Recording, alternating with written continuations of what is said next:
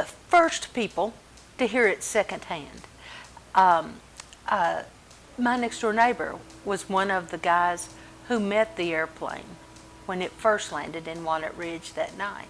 And when he got home about 2 o'clock in the morning, he risked the wrath of my dad and called our house to speak to me and told me, "Oh, Carrie Mae, you won't believe it. The Beatles have been to Walnut Ridge and they were on the airport and we met them and they're okay guys and whatever." And the last thing he said to me was, "Well, I just wanted you to know that the Beatles had been here and I got to see them and you didn't. Ha ha." And he slammed the phone down.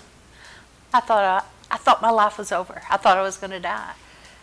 There I was, a member in good standing of the Beatles for Forevermore fan club here in town. And I'd missed the Beatles. We didn't have any chance of ever even seeing them. Walnut Ridge was so remote then, even more remote than it is now. And the chance of seeing them, there was no way. And to know that they had been here and you had missed it, oh my goodness. Oh my goodness, people still don't believe they were ever here, but to know they were. So my mother set about to make sure I had my Beatles experience. So she made sure I was there Sunday when they came back. But it took a lot of work, a lot of pestering on her part of the co-pilot that flew the airplane. And we finally found out they were coming back during church because the co-pilot told her, "Miss Snapp, I'll lose my job if I tell you when the Beatles are coming back." Well, when he said when the Beatles are coming back, she knew they were coming back, so that encouraged her. And finally he said, "All I can tell you is, if it were me, I wouldn't go to church on Sunday." So we knew it was during church. So we spent the whole morning at the airport Sunday morning because you didn't know if they were Methodist like we were. And we knew what time the Methodist church met, but my family was in the restaurant business, and you knew the time when every church got out because they would come in for Sunday lunch, and you had to be there to have that buffet ready. And so we dealt a lot in church time. So it meant a lot to us. And when I convinced Mother and Daddy that we didn't know if they were Methodist, they might have gone to a church that met at 9 o'clock in the morning and was finished. So we had to spend the whole morning out there, which just built the anticipation up even more. It made the day just more special. And, you were just high as a kite by the time you were there, by the time they got there. Oh my goodness, the Beatles will be here. And they made it a point to come right at 11, where if you were going to church in town, most churches were in session or just ringing the bells to start. And they left before there was time for you to get out of church and get out to the airport. They left the ground probably at 5 minutes after 12. And if you weren't right in that window, you didn't get to see them. But it was wonderful. It was just wonderful to be out there. The anticipation just kept building. On Saturday night you were at home and you knew the Beatles were coming in the morning, and you could hardly sleep.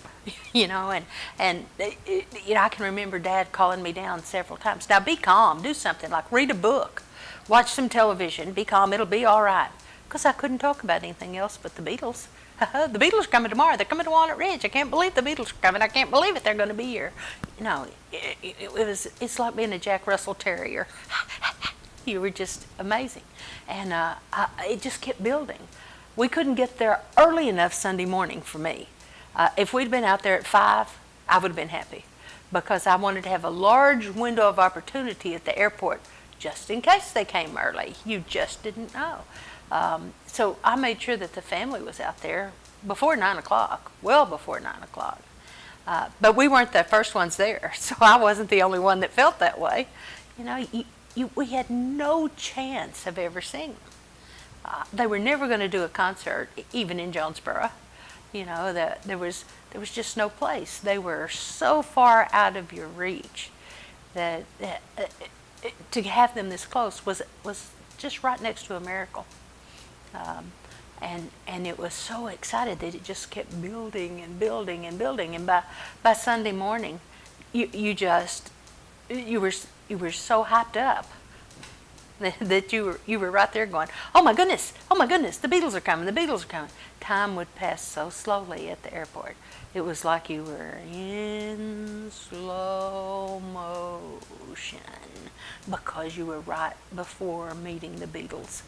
And you talk to your friends out there, and we'd all say, well, what are they going to be wearing, and do you think will we all get to see, will we get to see all of them, or will the crowd be so big, will people scream, what'll happen, and you just anticipate it, and then of course it turns out to be nothing that you'd anticipated. It's so much better, when they finally show up, and oh my gosh, and time passes in an instant then. A blink of the eye and it's over. But you've spent all that time anticipating it, which makes that little blink of the eye so much better than it ever would have been before. It was wonderful to be out there, and even to know that when they were up in the airplane, because it was Brian Epstein's birthday and they were having a birthday party for him, so the plane stayed on the ground a while. Just knowing they were in there, and you were right out there. We were really, the whole time, maybe 20 feet from them. They were in the airplane and we weren't, but we were just separated by 20 feet. Oh, that meant a lot. A lot of people would have been happy to give a unit of blood to get 20 feet from the Beatles. It was just an amazing feeling. They had an unreal magnetism on us because they were so different from anything we'd ever seen. And we, as a unit, a lot of teenagers felt like they were the wave of the future. It was my first sense of independence. Even though my parents were with me every step of the way out there and made sure I had my great Beatles experience, it let me know that I was going to be an adult, and that my generation would have something that was just mine. It was cool. I mean, it was amazing.